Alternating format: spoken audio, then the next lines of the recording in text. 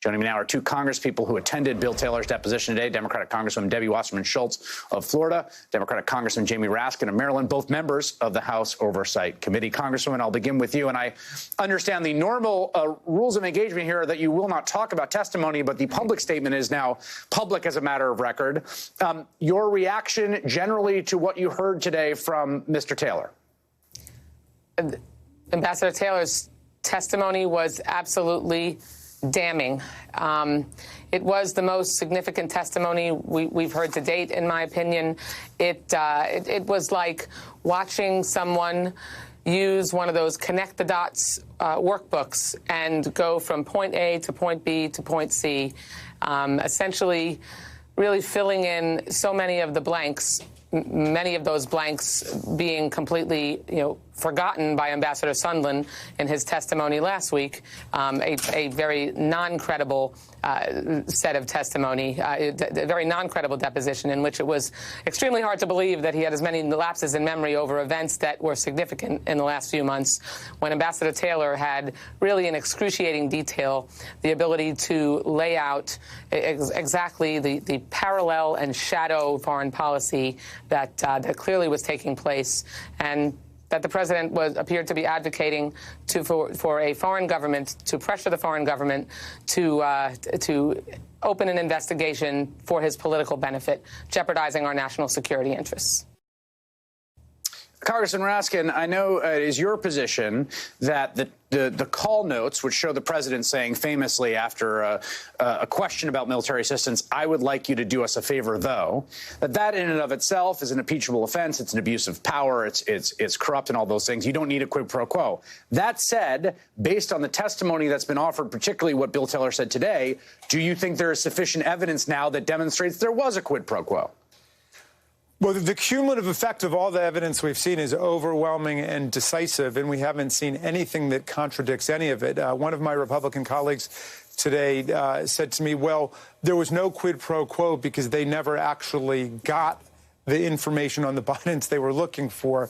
But, the evidence is just preclusive. It seems like that there was this extraordinary effort for a shakedown of a foreign government, for corroboration for a discredited conspiracy theory about the 2016 race, and also for the dirt that they wanted on the Bidens. And if you think about what's happened, if the president takes an appropriation from Congress that we send to a besieged ally resisting Russian aggression, and then he appends all of these restrictions to it, that is thwarting the will of Congress. He's trying to usurp the legislative power, and that is an absolute violation of the separation of powers. Congresswoman, I thought this stuck out to me, and it's one of the themes I've noted here is, despite the fact that at times the president and his allies seem to want to make the argument it's perfectly fine to do this, the behavior of the people involved seemed to indicate they recognized something foul was afoot, that they were up to no good themselves. And I want to read this from the opening statement from Taylor. I sensed something odd when Ambassador Sondland told me on June 28th, he did not wish to include most of the regular interagency participants in a call planned with President Zelensky later that day. Sondland said he wanted to make sure no one was transcribing or monitoring as they added President Zelensky to the call. How significant do you think that is, Congresswoman? Well, I think one has only to look at the text messages that were released, where Ambassador Sondland, indicates to Ambassador Taylor that he should call him, like you said earlier, so that they would avoid a written record of their conversation. There clearly was an effort to keep part of this process under the radar, outside of the normal foreign policy process, in order to really keep people from knowing that President Trump was trying to, A, withhold foreign aid that Congress had previously approved, and that the Pentagon, by the way, had certified should be released, and B, that he was tying a meeting with Zelensky to his insistence that Zelensky open investigation both on Burisma and Biden, as well as this wacky conspiracy theory about the 2016 election. And what we need to know is how Republicans feel. Are Republicans actually okay with a president pressuring a foreign government to, for his own political and personal gain, to investigate his rivals, to withholding foreign aid? But that, by the way, as an appropriator, Chris Hayes, I can tell you that we required the Pentagon to certify that corruption was reduced in the Appropriations Act before that funding could be released, and the Pentagon sent a letter to the Congress saying they should, and it was not released. On the contrary, it was withheld for the president's personal and political gain. Congressman, one thing that's striking to me as well, and I wonder if this what you make of it, the notion that the deliverable as the pressure escalates isn't just the investigation itself, but a public announcement of the investigation, perhaps even in an interview with an American news network. What do you make of that?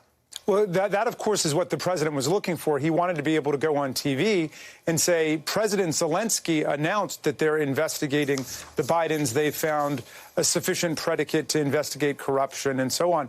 I think that's one of the reasons that so many of these great State Department officials were scandalized by what was taking place. Look, a quid pro quo in the sense of, well, if this president gets a meeting in the White House, then the president would like to come to Ukraine to have a meeting. That kind of relationship is perfectly legit. But here what happened was they said, if you get the meeting in the White House and if you get the military assistance Congress voted for you, you give us all of the political information that we want, and you give us the statements that we want to be able to circulate around the world about the corruption of the Bidens. That's a completely different thing. The quid pro quo there is we'll give you something legitimate that's been voted for by Congress in return for a bunch of political dirt that's got nothing to do with the office of the presidency and nothing to do with the government. It's all benefiting you personally. And that's been the cardinal sin of this administration from the beginning, the corruption of public office for private purposes, whether it's money making or whether it's turning the presidency into an instrument of re-election. Congresswoman, final question for you. There will be, obviously, it will be the case, and the White House's statement out today, there will be people that attack Bill Taylor's credibility, attack his character. What is your assessment of his credibility and character? This is the most credible witness that I have heard in a long time. His impeccable credentials, his being an expert on Ukraine, his service in Vietnam, his service in the military before that. This is an individual who was unimpeachable, to use the term in a different way. At the end of the day, making sure that we get to the bottom through this impeachment inquiry of President Trump's intentions is why we're conducting these investigations. And so you have to compare the information you get from different witnesses. And I will tell you that compared to Ambassador Sondland, Ambassador Taylor was extremely credible, was excruciatingly detailed about his recollections, and because of his expertise and his ironclad integrity, his testimony will be held up as a significant component of the pathway to what we decide when it comes to articles of impeachment, as it should be. Congressman Raskin, quickly, how close are you to moving to the next phase of this process?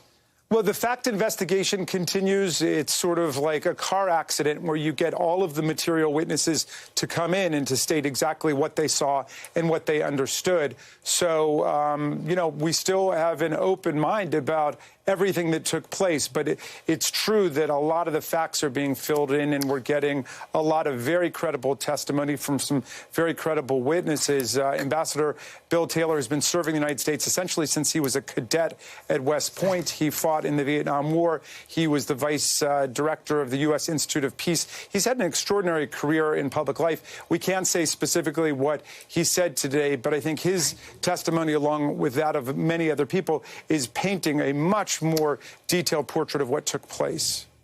All right, Congresswoman.